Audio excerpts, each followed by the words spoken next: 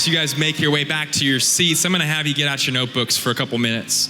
Get out your notebooks, your pens, and I'm gonna share just for a couple minutes to set a bit of a tone for the rest of our time together this week. So we're gonna shift gears for a minute. And if you got your notebooks, yeah, we gave you a notebook, so you definitely have a notebook, right? Didn't we give you a notebook? Yeah, we gave you a notebook. I'm like, I think we did. Gave you a notebook. Notebooks, pens, if you want to take notes on your phone, you can. You can just entitle this, Marked by His Presence. Marked by His Presence. We're going to read in Exodus chapter 33, verses 8 through 16. Exodus 33, 8 through 16. Here's what it says. Whenever Moses went out to the tent of meeting, all the people would get up and stand in the entrances of their own tents. They would all watch Moses until he disappeared inside. And as he went into the tent, the pillar of cloud would come down and hover at its entrance while the Lord spoke with Moses. So the tent of meeting, it represented a place of encounter. The tent of meeting in this context, it represented a place of encounter. In the Old Testament context, only Moses was permitted to enter the tent of meeting and receive instruction for the people. And this is a common theme and a common thread for the people in that time. They would have to receive their instruction from one who could go and have a moment in God's presence to receive the instruction for the people. And Moses, he was the one set apart to enter the tent of meeting and receive instruction for the people. But because of Jesus, all have been given access to God's presence.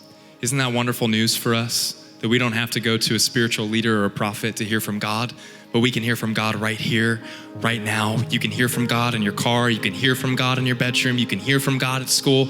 You can hear from God wherever you are because of Jesus. He tore the curtain in two. When he breathed his last breath, the Bible says that the curtain tore in two. That curtain was known as the Holy of Holies. It's what separated the prophets and those that could go and meet with God from the rest of the people.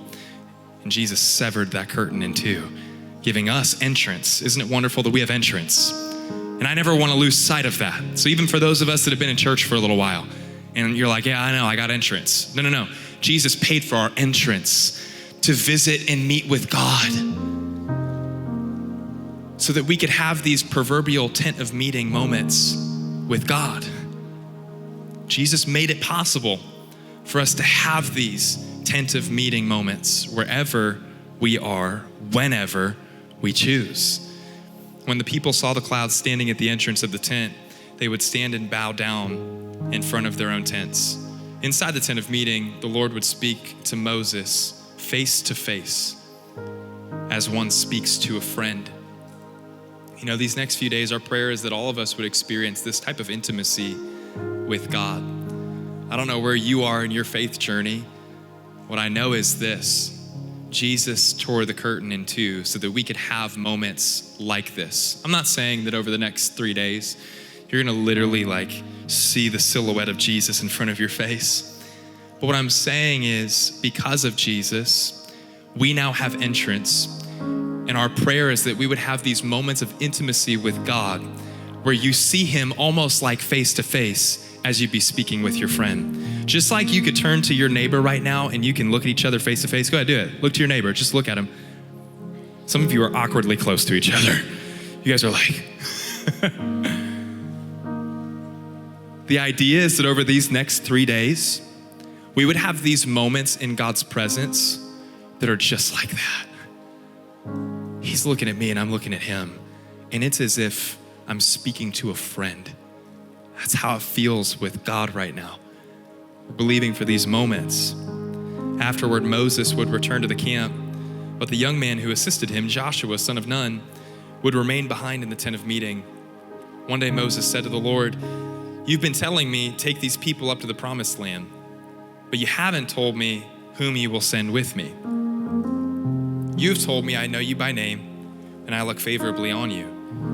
If that is true, that you look favorably on me, let me know your ways, so I may understand you more fully, and continue to enjoy your favor." And remember that this nation is your very own people. So Moses is having a conversation with God. The Lord replied, I want you to catch this last part right here. The Lord replied, I will personally go with you, Moses, and I will give you rest. Everything will be fine for you. You know, I think sometimes we just need to hear that. Everything will be fine. Maybe that's the word that you need to hear from God right now. Everything will be fine. It's gonna be okay. I'm sure many of us brought in some serious weights, maybe carried some baggage in that we'd like to check. Maybe the word of the Lord for you right now in this moment is, everything will be fine. It's gonna be okay. Everything will be fine for you. Then Moses said, almost like he didn't even hear what God just said, if you don't personally go with us, even though God just said, I'm gonna personally go with you. But I think for Moses, he's just making sure that, like, God understands. He has such a revelation of God's presence. This is what I want you to catch. He has such a revelation of God's presence in this moment. Because he repeats back what God just said, I'm gonna do for you. I'm gonna go with you. And he says, if you don't personally go with us, don't make us leave this place. How will anyone know that you look favorably on me and on your people if you don't go with us? Catch this last part. Underline, highlight, box, circle it. For your presence among us sets your people and me apart from all other people on the earth. His presence alone sets us apart. Moses recognized something. I've experienced his presence and I've experienced his absence. You know, I think sometimes for us, we get casual with God because we've only ever known that I have his presence wherever I go. And so we subconsciously think, well, I know God's always with me.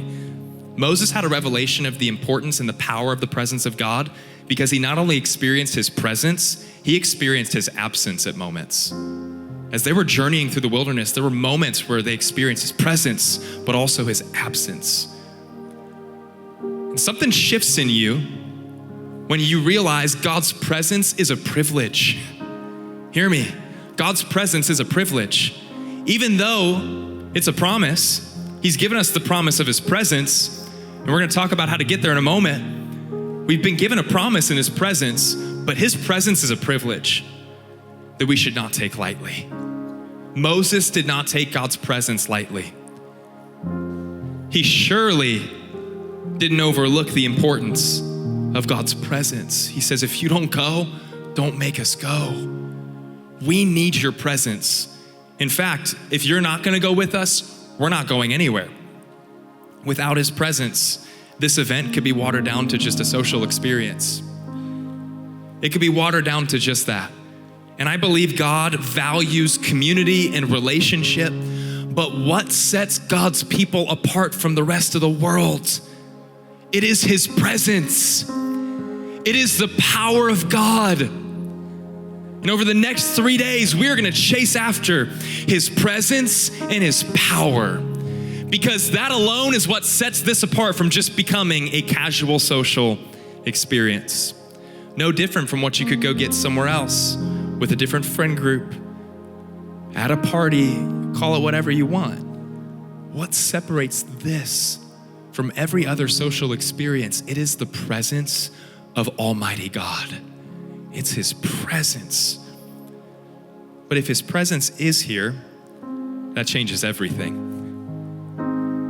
And my Bible says that where two or more are gathered in his name, he is there in our midst. So my belief is that he is here, which means that completely changes the game. That changes everything about the next 3 days. If his presence is here, that changes everything. Let's pursue his presence this week, that we may be changed, and that in turn, our world may be changed. Because the greatest gift that you and I can offer to the world is our personal relationship with God.